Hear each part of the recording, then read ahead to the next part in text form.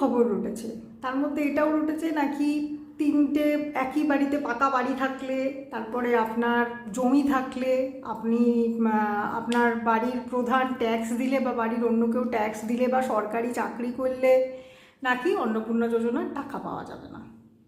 এটা কোথাওই লেখা নেই, সরকার একবারও বলেননি কিন্তু এই কথাগুলো, যে আপনার পরিবারের অন্য কেউ যদি ট্যাক্স দেন, প্রচুর টাকার মালিক হন বা বাড়িতে পাকা বাড়ি হয়, তাহলে আপনি টাকা পাবেন না, সেটা কিন্তু সরকার একবারও বলেননি, সেটা কোথাওই লেখা নেই।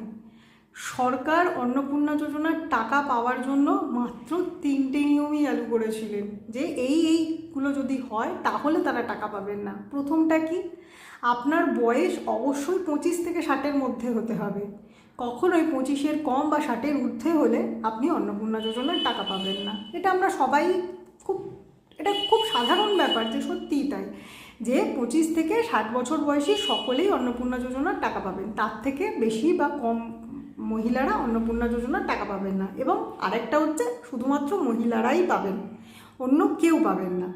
2 নম্বর পয়েন্টটা কী দিয়েছিলেন, আপনাকে পশ্চিমবঙ্গের বাসিন্দা হতে হবে, স্থায়ী বাসিন্দাটা আপনার পশ্চিমবঙ্গের হতে হবে।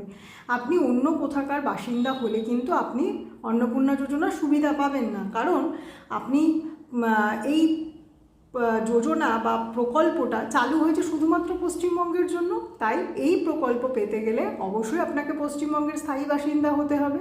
এটাই 2 নম্বর পয়েন্ট ছিল। 3 নম্বর পয়েন্টে কী আছে, যাদের ভোটার কার্ডে নাম বাদ গেছে, যারা SIR-এর ফর্ম ফিল আপ করেছেন CA এর জন্য, তারা এই আবেদন করে টাকা পেতে পারেন। কিন্তু যারা করেননি, মানে SIR-এ যাদের নাম বাদ গেছে,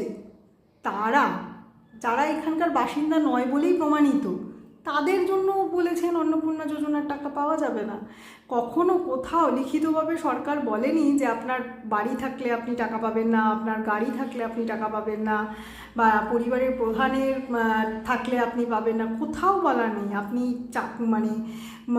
আপনার 3টে রুম থাকলে আপনি পাবেন না, এগুলো কিন্তু কোথাও লেখা নেই। আপনি ট্যাক্স আপনার পরিবারের কেউ ট্যাক্স দিলে আপনি অন্নপূর্ণা যোজনার টাকা পাবেন না, এমন কিন্তু নয় ব্যাপারটা। এই 3টে নিয়মের জন্যেই টাকা পাওয়া যাবে না। এই 3টে ছাড়া সমস্ত কিছুতেই সরকার, আপনি ফর্ম ফিল আপ করুন, সরকার ভেরিফিকেশান করে, যদি সরকারের মনে হয় আপনাকে টাকা দেওয়ার কথা, তাহলে সরকার অবশ্যই আপনাকে টাকা দেবে, তাহলে আপনি 3000 টাকা পাবেন।